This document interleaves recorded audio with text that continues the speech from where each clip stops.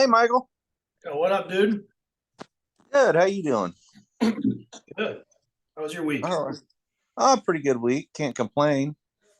Yeah, I had a good one. Went up in the snow and played. And other than that, went and walked around the lake yesterday. Drained it a bunch and found a few rusty fish hooks. That's about it. Nice. In better spirits this week? You feeling good? Oh yeah, yeah. Pretty good week this week. Good. Yeah. Love to hear that.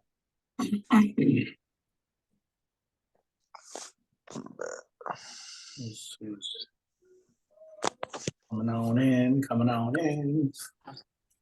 Wow, it's dark out here. Is it dark down there where you're at? Oh yeah. Hello, people. There you Hey, go. how you doing? Dude, thanks, Jason. It's snowing here now. It started with you. Oh golly. Oh, That's man. funny. And It was so it begins. Fuck. yeah. Excuse my It's way French. steep up on the pass up there. At Shut least we don't up. have it down here. I don't want that. That gives me anxiety. I can deal with a little bit of snow, but I don't want to be like sealed in anywhere. I don't mind it for a little while. Then it gets old. Then I'm ready for it again in another week. So But like you're the plow guy, aren't you? Like so you can get yeah, out no matter what. Yeah, luckiest guy on earth. Yeah. yeah, yeah. That storm we had, I don't know, was it last year or 2 years ago, where we were literally, New York was under a blanket, took 3 days just to get to the road from the door. Yeah, I don't mind plowing, but I hate That cleaning was it. real, Mike. No, I was laughing at Whitney Snuggie. Oh. What? My Snuggie? You got your Snuggie on? No, it's a sweatshirt. Oh, I thought it was the full out. I thought it was the blanket. Like, No, I'm not curled up in a blanket yet. no, don't they make that full body Snuggie suit? Like it's a full Yeah. out blanket. They do. Whitney's got some serious taste, okay? She was selling diamonds and I didn't even see that, like Halloween week. All I saw was her super high-end white blouse with black skulls on them. Oh, I didn't even see what the diamonds. I was like, Right, dude, right, that right. blouse is amazing. It's so funny because so many people commented on that shirt, and I literally had hundreds of carats of diamonds on my neck. Right. 100. Yeah. Marketing 101. You can't outshine the product. I guess, yeah, I don't know. Yeah, you guys have to start selling skull blouses at the jewelry store now. Yeah, These skull-shaped diamonds. How about that? Yeah, yeah. Well, if your dad can see around the corner, obviously you're the brand because hi, whatever she's wearing, I'll take it. Mhm. Oh, that's funny. All right, I'm We muted. recorded this so you can Thank send it to you. your dad. Perfect. Send it. Yeah, send it there away. you go. And Tom, by the way, I'm selling gray snuggies with diamond studs this Christmas. Mhm. Perfect. Love it. Hi, Portia. Mwah. How's everybody week going? Are we still pretty good? Yeah, awesome. Is It's snowing here. How good could it be? it snowing right now? It's 32 and Or is it just snowing up at stopped your for a house? minute. There's snow on the Jeep. Is it snowing in everybody's house over there, or is it snowing at Amber's house because she's up on the hill? I don't know if it's snow. No, it was like snow flurrying earlier, but I don't know if it's snowing now. Well, it's not snowing here. I'm just wearing this jacket because it's actually like the AC is so cold in here. It's cold. Yeah, It's nice. outside. I can't figure out the AC in this room. It's freaking freezing. So I have to keep the doors open just to cool it down. Can't you do these outside on like a park bench so we could at least be with you in California while you're doing them? Possibly when I'm Maybe. if I move here soon. Okay. So All right. you're next to the water. So Or anywhere. I mean, anything's better than the background of, yeah. it's just always the sound, right? It's always a big deal. It's always a sound. These things pick up everything you do on your phone, traffic, people driving by.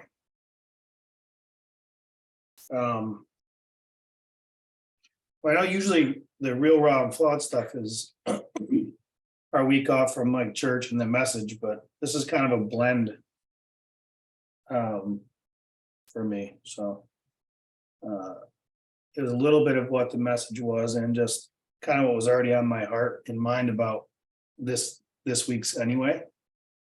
And no coincidence that it was, you know, it lined up that way, so. You know, I think we always hear the narrative of the, you know, plant the seed in good soil and you get to blossom, and there's a lot of, I think, sayings around that. But I think I just experienced, like this past week, I think I experienced what it means to have both really in alignment with each other. It's not just the soil, it's not just the seed, but you can have a really good seed or you can be a good seed. Talk about us humans and becoming better at who you are and what you're doing and the person you are and being a good seed. So wherever you go, but it's not always the case that you're going to get the best out of just what you've done if you don't plant yourself in a really good environment, which is the soil. So I think I've fallen victim of this a couple of times. I think I've been doing really good and then just not focused enough. I'm focused more on myself being good seed. And no matter where I go, I can change it. Like I can change the soil, I can change the environment. I can be good enough to make the environment whatever I want it to be. And I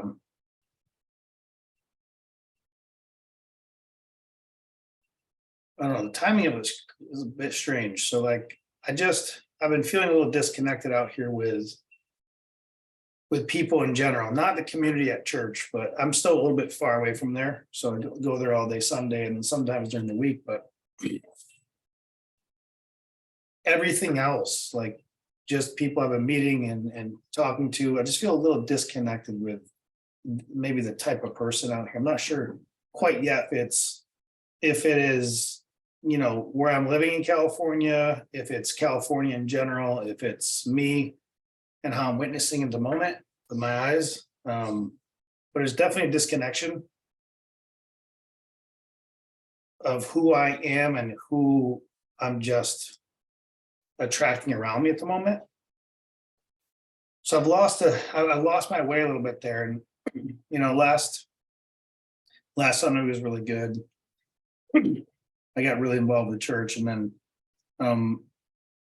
leading into this Sunday, I was just feeling really disconnected, really like out of my element, feeling like how could I have grown this much and then find myself in a unfertile soil, if you will. This didn't feel like the place I planted myself was the soil I needed to have the most potential out of what I've grown into. And not shocking at all. I'm going to say it because it's always I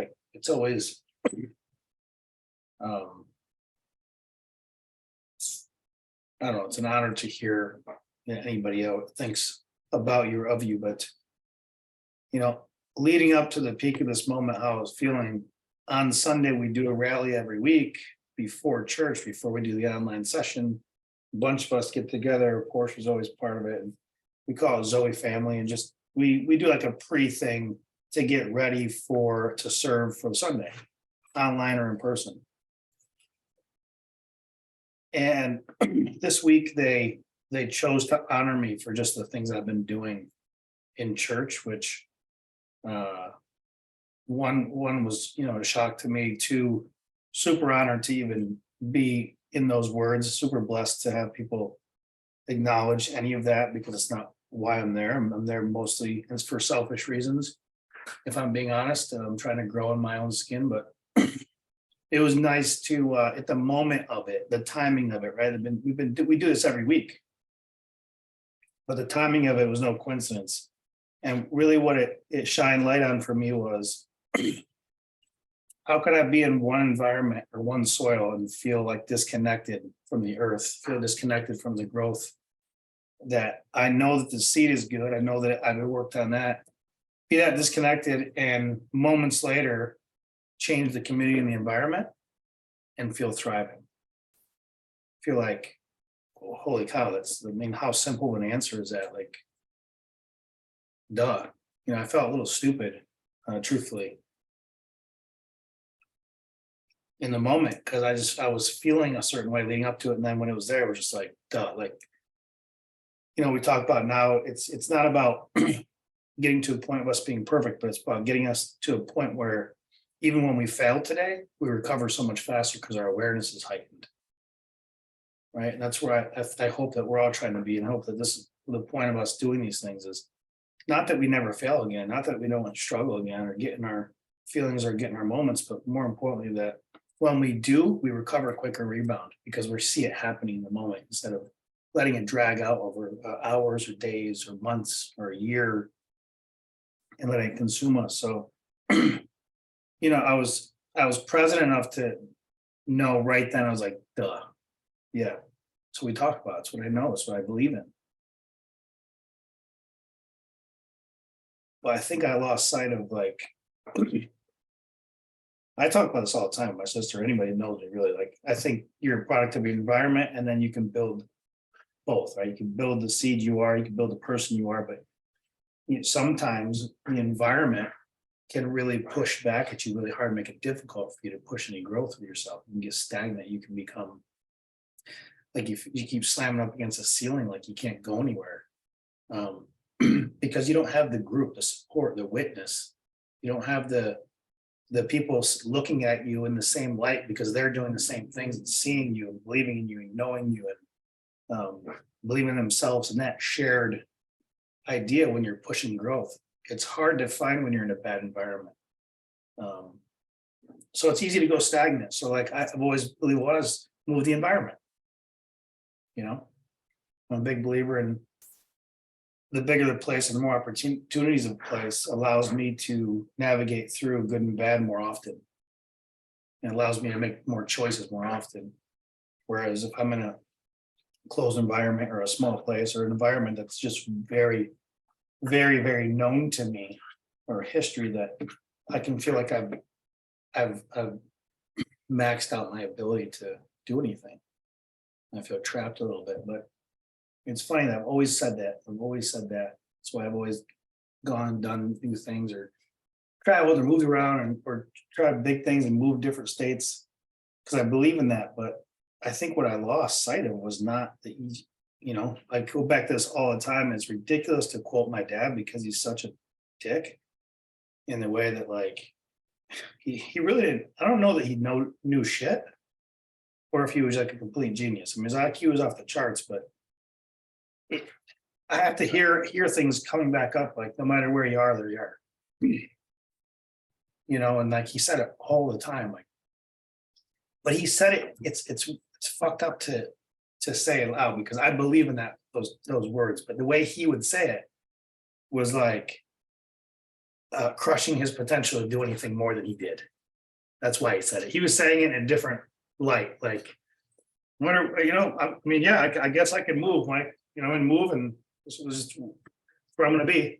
He was saying it in like this negative tone, almost like, who fucking cares?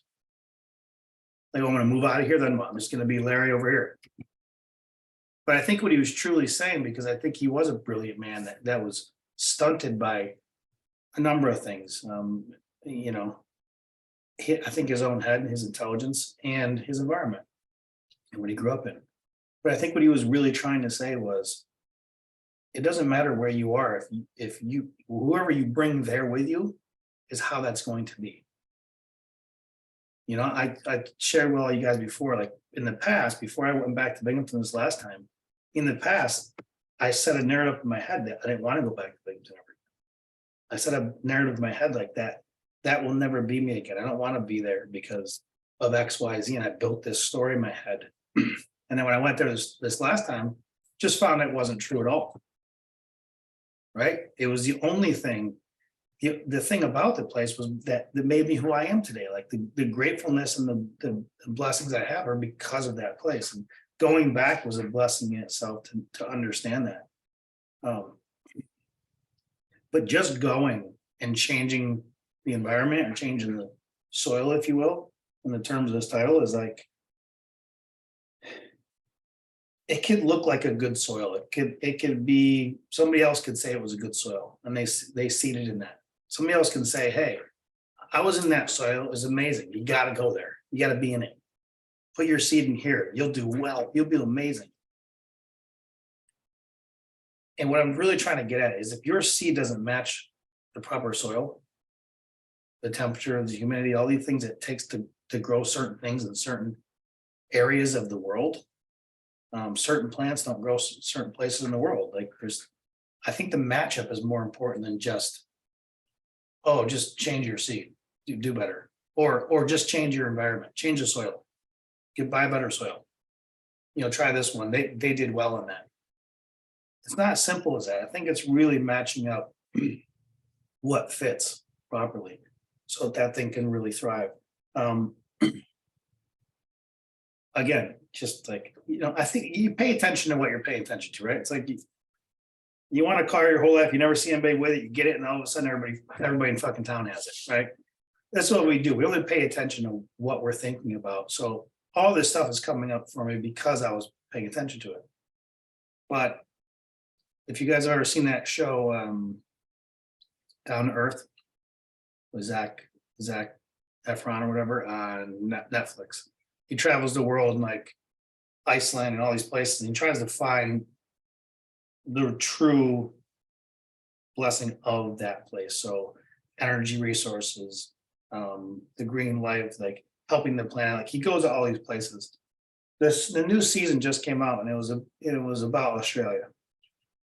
And the episode I watched is there was a student in Australia that created a home completely full circle looped. Everything in it lost nothing. No energy was lost, no waste was lost, nothing. The whole building has no glues in it, has no natural things. He took wheat, which is the number one disposed thing in our country and world, to throw off wheat stuff. Takes that and you compress it under high heat, and it actually makes board stronger than plywood.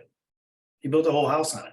Nothing sticks to nothing. Like, it was a crazy idea. Like, wow, he built this beautiful place, but plants grow inside of it. The waste from humans go upstairs and mix with the waste from the food they cook. That goes back into the soil. The soil grows stuff, the oxygen, everything. He doesn't use air in the house. Like, everything is to be full loop and self-sustaining, and even with the air quality, trying to be just like you'd be in the middle of a jungle with all the plants, naturally growing, great soil, the animals. And I thought to myself, like, that's the key, right? Like, how do you create that for yourself? Not the home, but this loop of no waste, right? Like, it is like we take our seed, we got to have a good seed, find the right soil for us, and then we got to take care of that and nurture that and grow. And because it is constantly doing this, right? Life is constantly doing that. And I'm not even talking about like our life cycle till we die, but even we have little ones in our life that keep doing this, keep doing this, keep doing this. And I thought to myself, what a beautiful thing. Like, the whole show was really about like where and what mushrooms grow here, why, like, and I think that's the important part I'm trying to get at. Like, where is your seed the best planted? What does that soil look like for you? Just like there's all types of different grasses and plants and animals and things. It's because it's all part of the ecosystem that feeds itself properly in those conditions. So whatever conditions you're in, can you change that? Can you change the thought of it and become this thing that is just natural life? Like, can you become that anywhere? You know what I mean? And obviously, I think the answer for me is yes, right? We see what we want to see. We surround ourselves who we want to be surrounded with. We talk ourselves into how we feel most of the time. Our words are magic. They put us in places that we would not normally be. in a good way and a bad way. Just by our language. But I was using my language to get in a moment, like what's going on here? Like what's going on in a frustrated moment. And then the second I felt a different soil, a different environment, it was like, oh, yeah, right. I need more of that. I need to build more of that. What's happening over here that's not over here? You know, start comparing these things. What is it that made me alive in a second, and minutes on a phone call, on a con call with these people that I wasn't feeling in my everyday, right? Like, what's the difference? Oh, these what I do over here is different than what I'm doing over here. I'm not doing this all the way, right? Every day is not like that. And that's the important part. Like we always talk about at church, like it's not just Sunday, right? It's 7 days a week. That's the hard part. Grew up my whole life, like just one day it'd be good, right? One day be good, one day say you sinned, one day say your prayers, and you got a fresh week to start over. You know, and that's how I grew up. I think probably a lot of people grew up that way in the Catholic Church anyway, but I never heard the concept of like, oh, it's 7 days a week. I just never learned it. I mean, it makes sense. I think everything you do, right? The morals of your life, the ideas of your life, it should be every day practicing, getting up, doing the same thing. Practice what you believe in, not just when you're in front of the people you want to make you feel like that, or that you want to know you're like that, or in the presence of you think is. I think the big thing for me was like, oh, it's in the presence of God, you gotta be this way. But like the full understanding now is like you're always in the presence of God. Just because you went to church doesn't mean like that's the day you got to be good. Wear the certain things, look your hair back, sit in church, and like, you know, do all the commandments up and down, and preach all the things and repeat all the things. That's not it. That's a small part of like commitment of showing up. But the other 6 days are there. That's the hard part. That's the shit, man.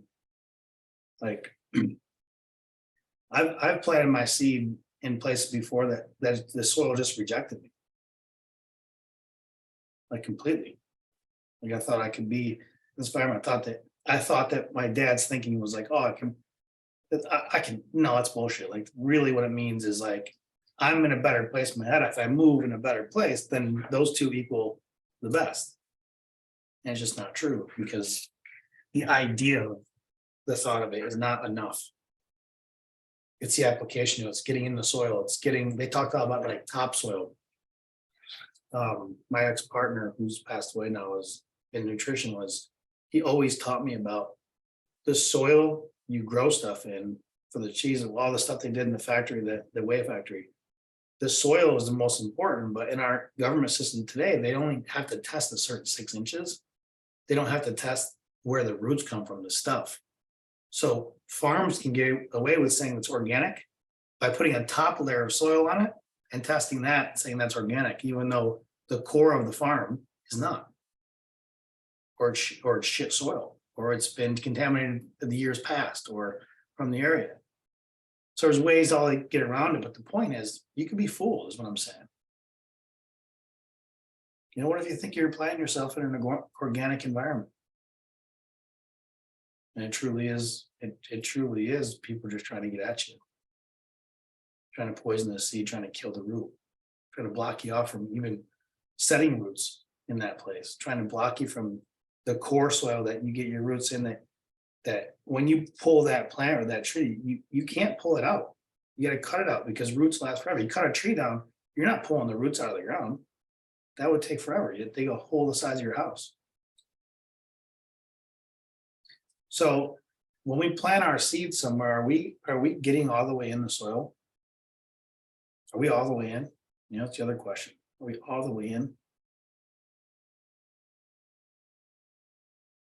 Yeah, so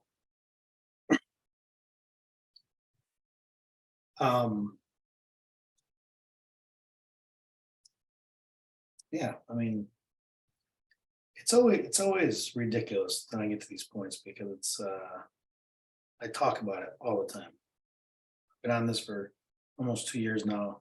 my podcast before it. If I go back and listen to stuff, I'm saying the same things to myself. And I find myself in the same position again.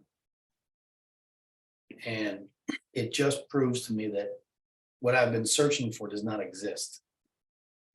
And that's the point you have to be okay with. Like, I'm searching for this.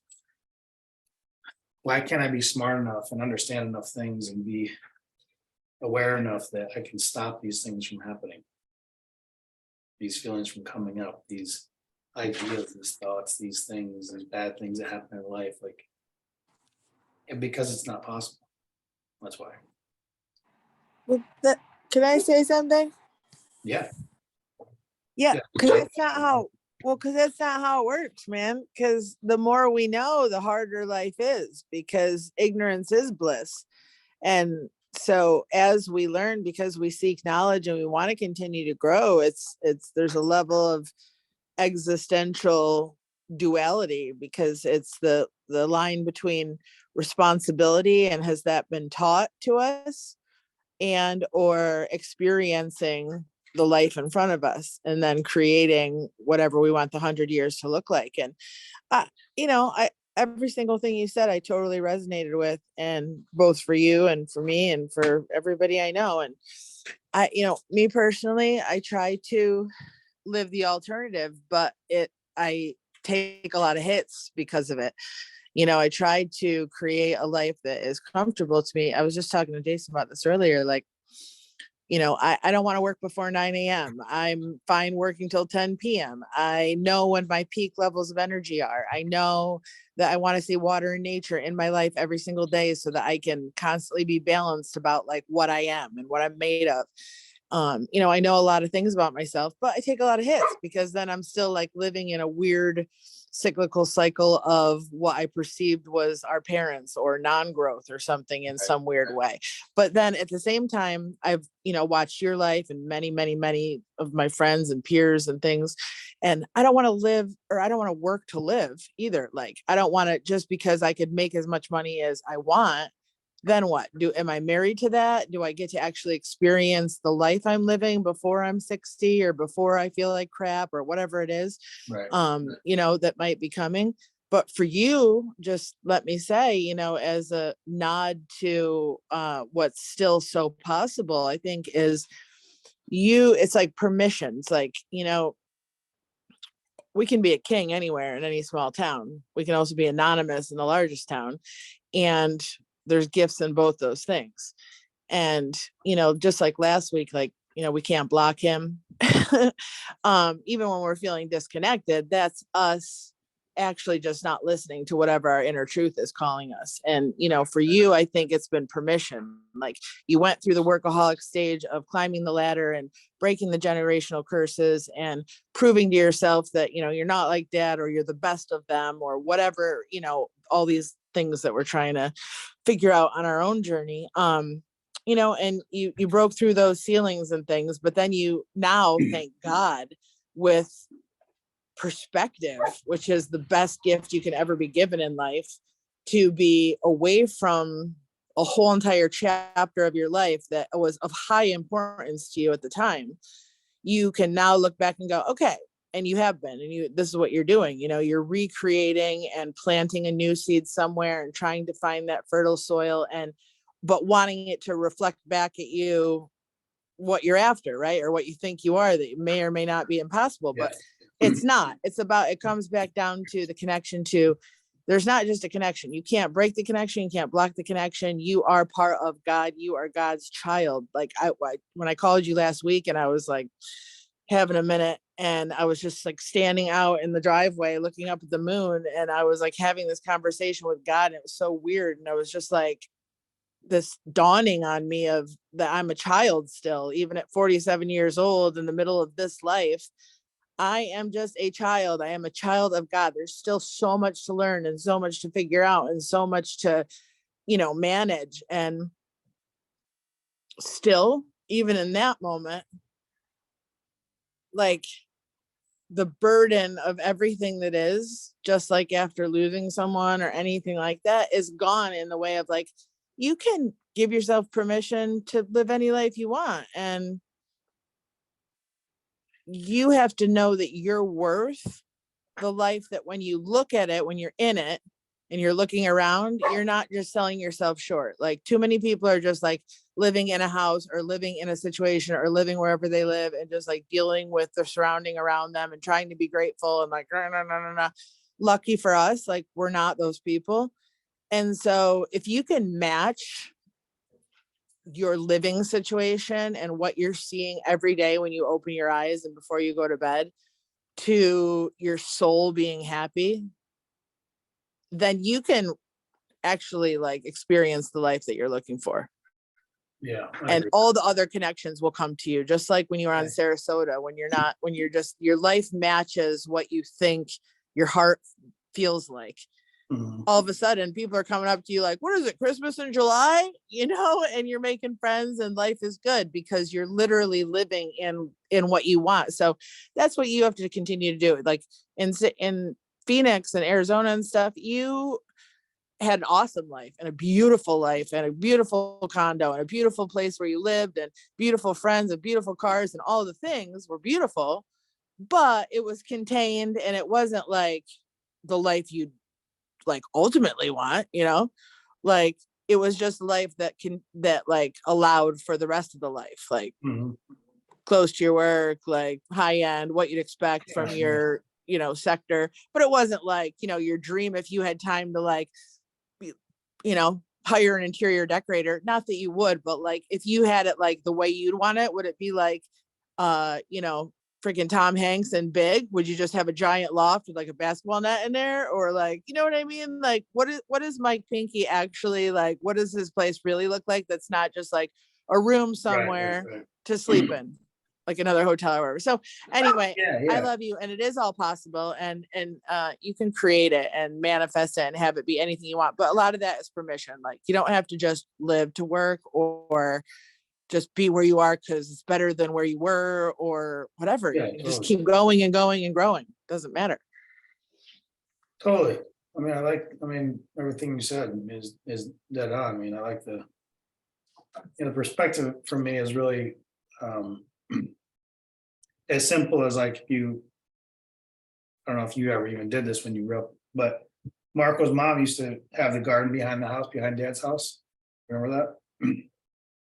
I could never forget that. Oh my I God, mean, the she best grew broccoli all, in the I didn't even like broccoli until I met those people. yeah, so she grew all the food out in the thing that they ate every day, like truly. The tomatoes for the tomato sauce and Italian family, like. I'll never forget to this day, like, we used to ride around our bikes and go pluck a couple and eat them like apples. And to this day, I will not bite into a tomato unless it's like, like I watched it pick it off the vine. Because it's just it's a different thing in texture.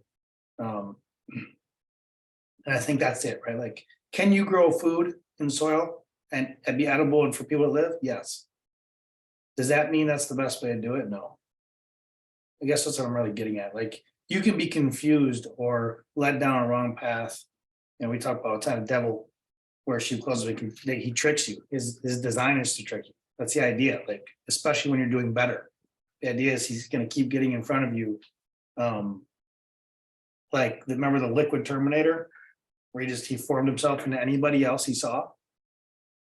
Like, that's his style. Like, do better. He's going to go after those people. He already got the miserable. He's already got the weak. He wants to come at you harder, and like I think that's the point. Like, you can set yourself in this soil that you believe is like a better situation. And like Amber described, that was what I was doing in Arizona.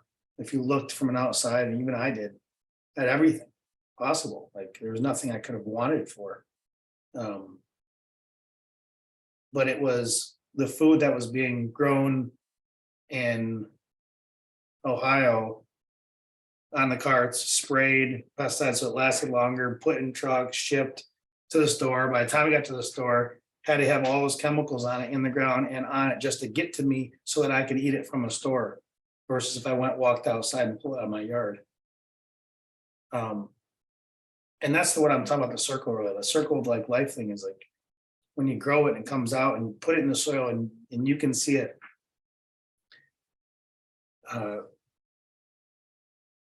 what did this girl say? It was amazing. This butcher.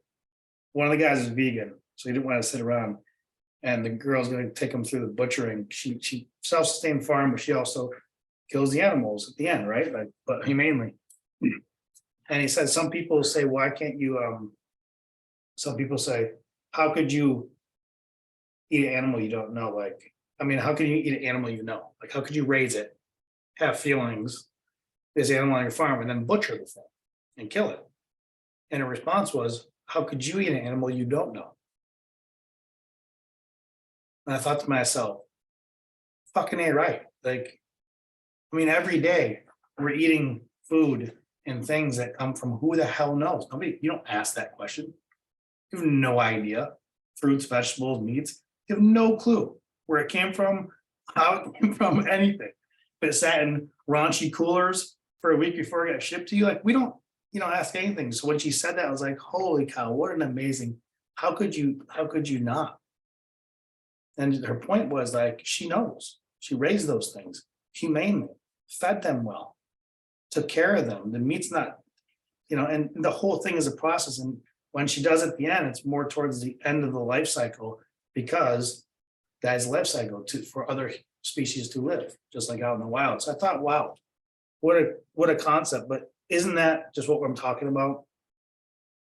Is like, if you can create your environment the way you want, like Amber was saying, like, I could wake up every day in the vision that I want, how much more could I do? You know what I mean? Like, you've seen the difference between some people's, I know Whitney has a little garden in the back of her house, and Amber, Jason has like a greenhouse, right? Like, everybody's seen the difference between, like, when you try to grow something for the first time, but then that friend that has one, it's like up tall as the house, or a zucchini like this, or a watermelon you've never seen the size. Like, what in the hell is that? Like, put Rogaine on that? And it's because when you get better at it, right? When you get better at understanding that it has to be a certain time of the year, it has to be, the soil has to be right, the seed has to be right. You can't cut corners when it comes to growing something, when it comes to taking care of something. Again, I'm not a parent, but same thing, being a parent, right? You can't cut corners if you want the best. You can't. I mean, well, we ate like crap growing up, so I'm just gonna give my kids Gushers every night for dinner. Like, you can't just cut corners and then in 10 years wonder why your kids' teeth are all out at the dentist and they're got a sugar high and cracked out and they never listen to you and they're running and bouncing their head off the wall. Like, you can't expect for the best if you don't nurture the seed and the soil. So it's like,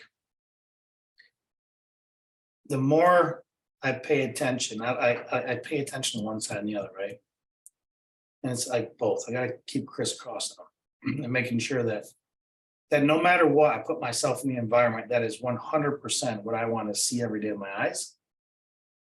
So that already, besides the things I'm telling myself every day, that I'm being affected subconsciously by the environment that's provided for me. The air, the oxygen, the people, the looks, the sounds, the smells, everything. That's subconsciously giving into my soul. So that while I'm doing the work as the seed too, that together, it's like, wow. Less of those moments where it's like, what am I doing? So I thought that was, I bringing up one, Josiah was, he's actually down here. He's the pastor, like, he's probably 2 drivers away from me, his church. So another thing, it was just like, I was looking at all these things. This guy's like 2 blocks from me where I live. He happens to be speaking up at my church, right? Like, out of nowhere, if you heard the story, like, kind of lined up, and with a message that was like close to my heart, or close to home, if you will, because literally he's right here. And I've never even heard of the guy. But what am I doing? I'm paying attention to my environment. I was hyper focused this week on things like evaluating, what do I want? What is my purpose of taking this job? What was my purpose of moving here? What is my purpose moving forward?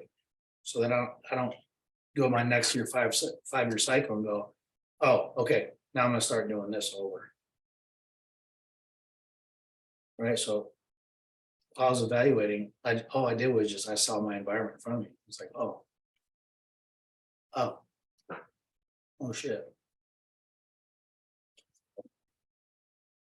Anybody, of course, I know you were controlling the chat yesterday or no?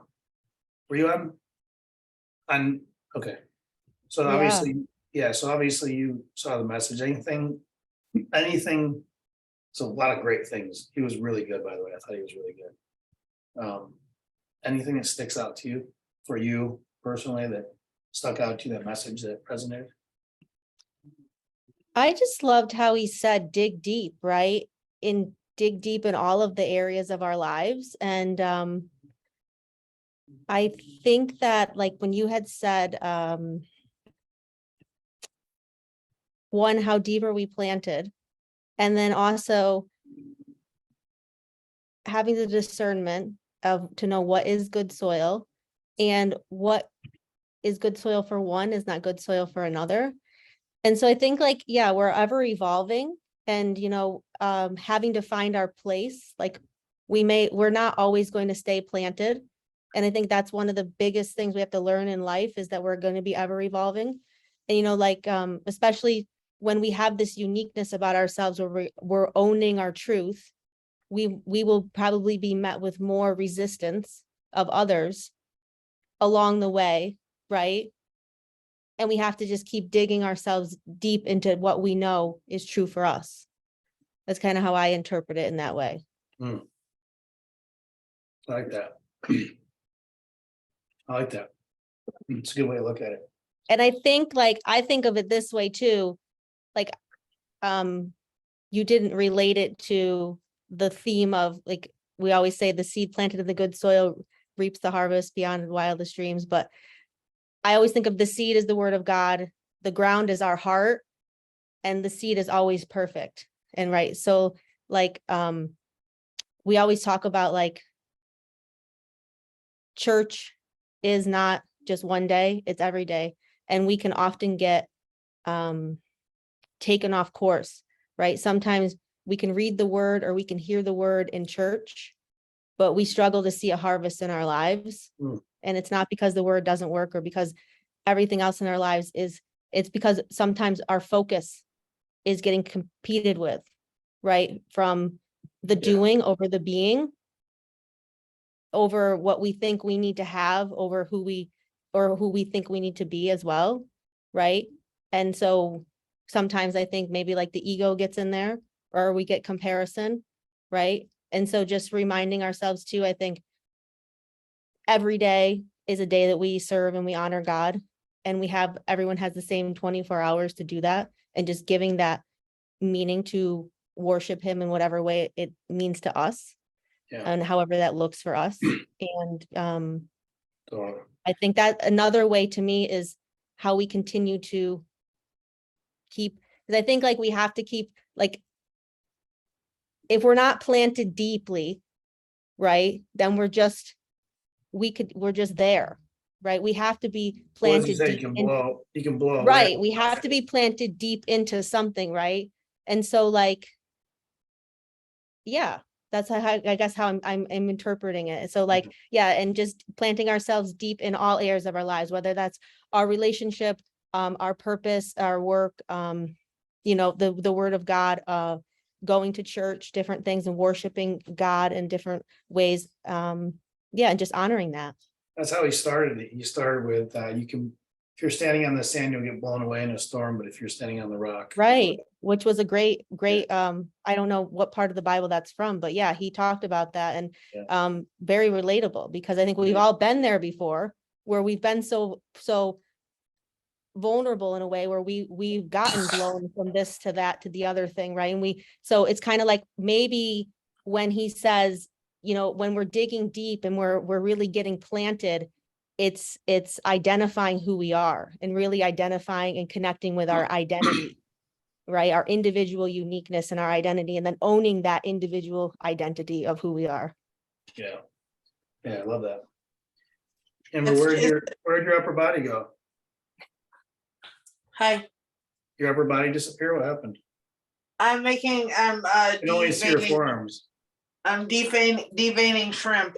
Never mind, it went over your head. Sorry. Are you not wearing camouflage? Did you miss the joke? I do have camo on, yes. Oh, you can't see. Anyway. Anything coming up for you, Whitney? Not just the topic and or the message. I don't know if you saw it or not, but No, I didn't see the message, but yeah, I think it's just taking it back to the soil, just finding the right soil for you and just figuring out, yeah, what works for one person is not going to work for another. And personally, for me, when I was married and a stay-at-home mom, before I was a mom, I looked at other moms, and my mom in particular was not a stay-at-home mom. She worked all hours. And so I thought, when I have kids, I'm going to be a stay-at-home mom and I'm going to give my kids everything that I didn't have. And I did that. And I about drove myself crazy. It was not for me. So it's just, and from the outside, it looked like I had the perfect life and that everything was perfect. And how could I not be happy? But it just wasn't, it didn't fulfill me. So it's finding the right soil, planting your roots, and figuring out what makes you happy and tick. And yeah, when you wake up every day and you can look around and be happy with where you're at and what you're doing.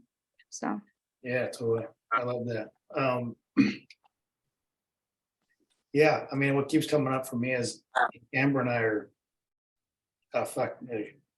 the purest dictionary example of what works for one doesn't work for another through our lives. It took us a long time to be really close as brother and sister because of it, because we never really communicated it, the differences in us.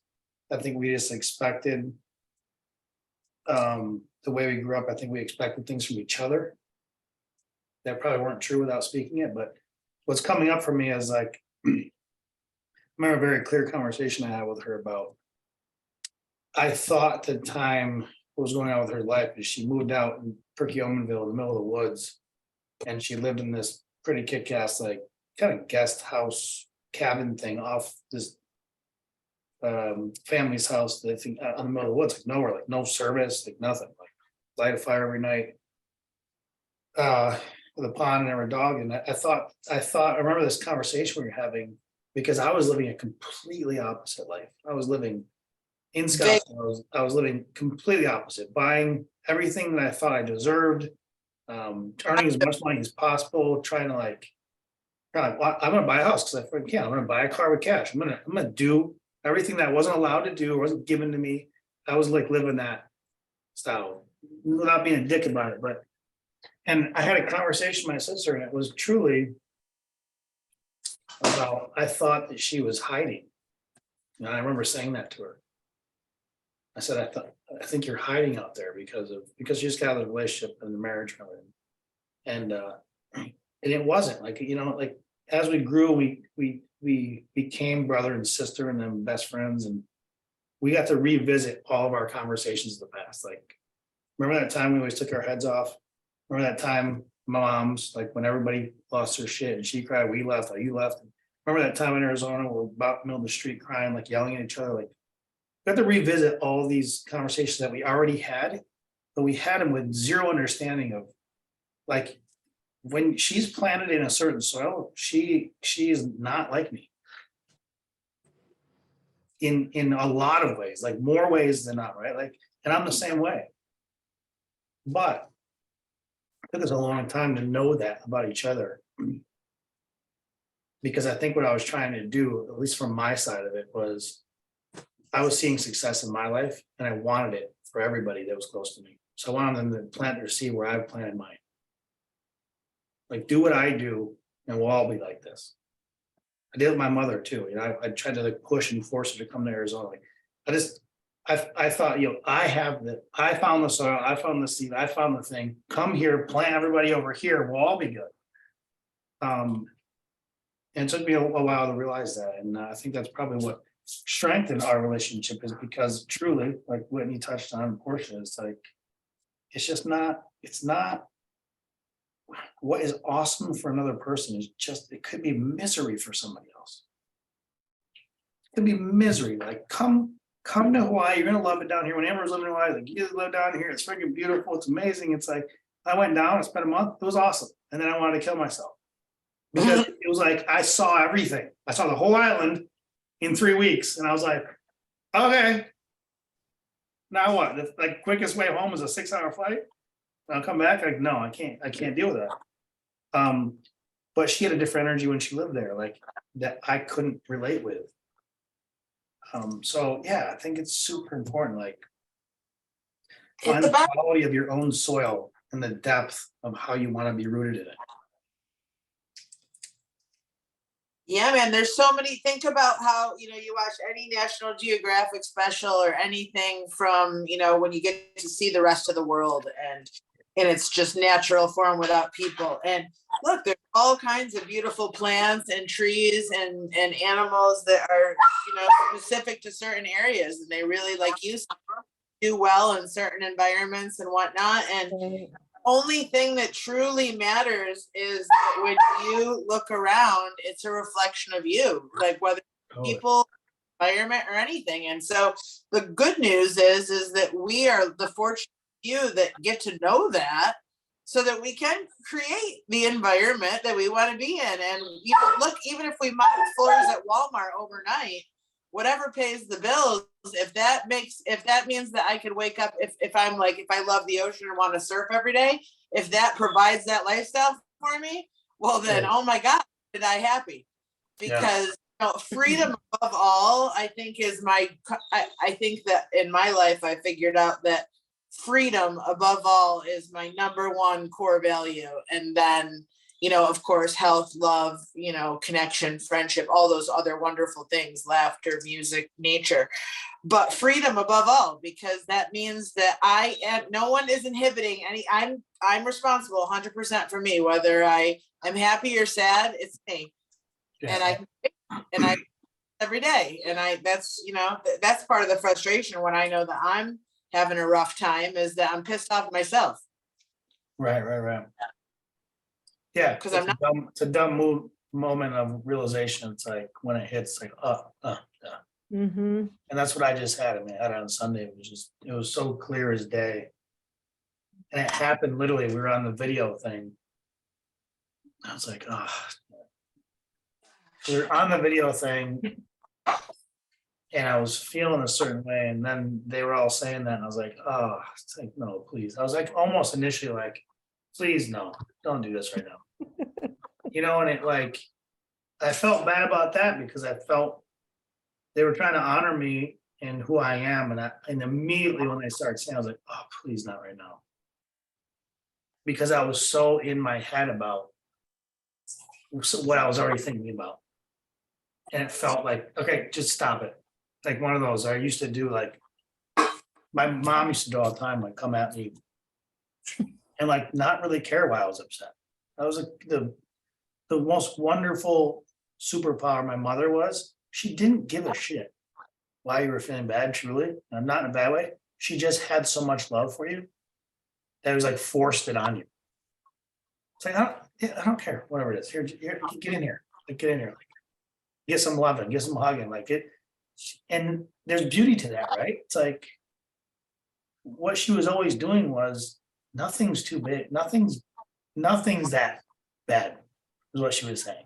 Nothing. Not that I don't want to hear what's going on, but nothing you can tell me is going to change what I want to give you. Nothing you can say right now is going to change how much I love you, what I want to put on you, right? And I remember when I was younger, like even as an adult coming home, I was like, stop. It's like, stop it. You don't get it. Like just playing this victim card. And all she's really like, I get a hug and like love on me and like, just who cares? So that's why I'm mom's whole life. And it's like, I had that moment of feeling in this Sunday, just like, oh, please don't do this right now. And then the more they talked to me, got talking, I was like, duh, what am I doing? Like, what am I doing? Why would I spend this time? Why would I invest time in my life? Why would I spend the time to serve on these things? This is not even for church. This is ours, right? Why would I spend this time? Why would I serve at church? Why would I go to church every Sunday all through masses? Why would I lean into whatever they need up there and go to help with the new place? Why would I do those things if I can't even accept a thank you or like from the, you know what I mean? It seemed ridiculous in the moment. And it seemed so enlightening, because it was like, oh yeah, duh. Hello, that's what we talk about. So it immediately felt better. Then I went and watched the Giants win. It was like, it just, everything started happening very well after that. It's not coincidence. I think we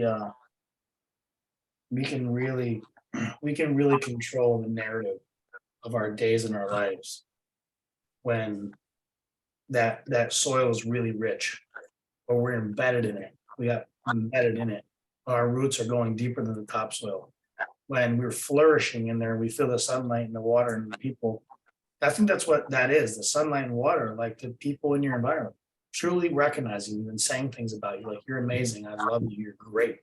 How wonderful to have met you. Like, what a blessing to have you in my life. Like, though, that's the water, that's the sunshine, that's like enriching the soil. So you just keep on going, right? And then when you come out, like you're providing oxygen to the world and you're giving back.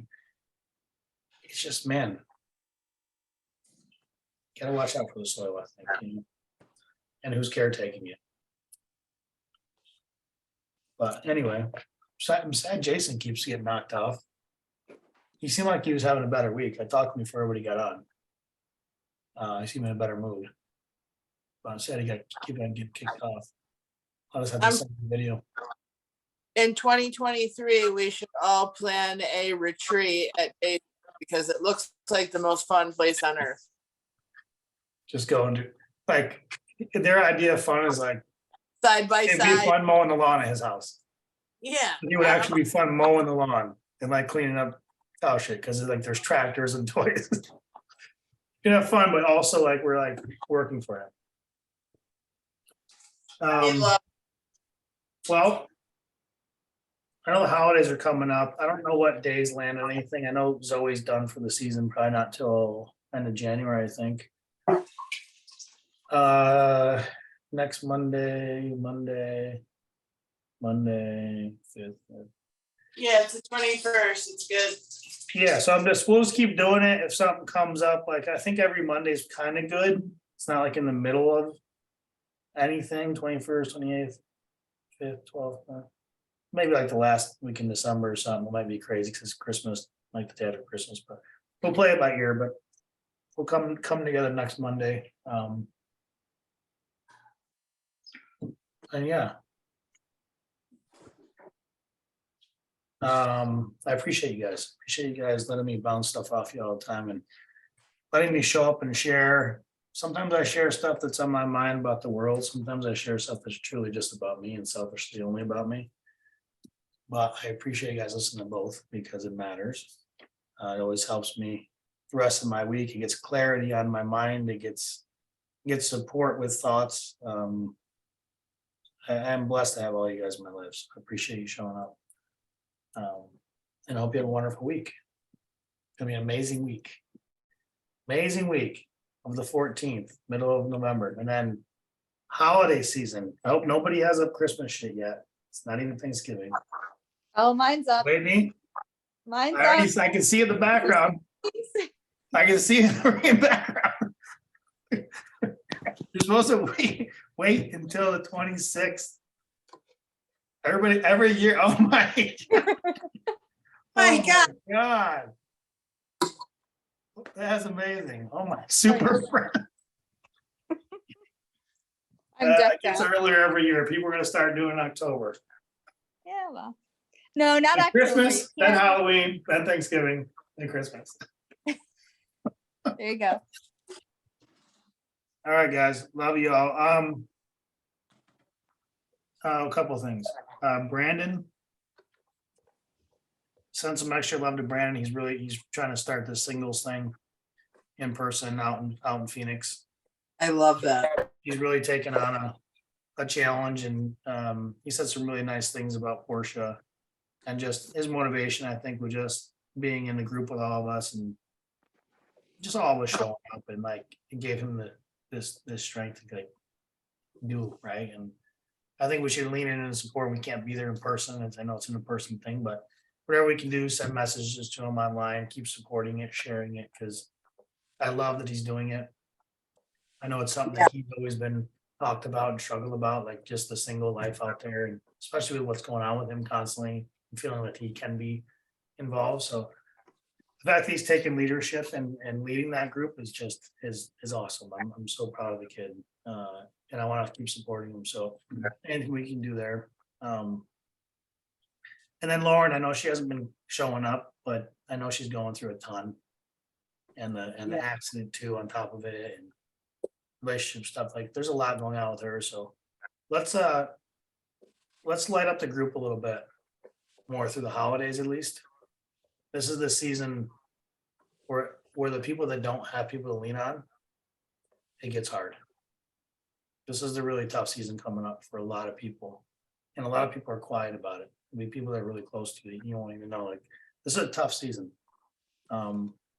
So let's lean into that, maybe our group messaging a little bit during the holidays and just involve everybody.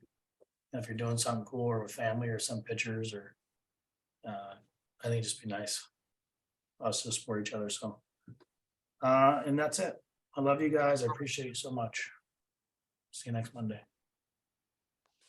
Love you. Love y'all. Bye. Come on.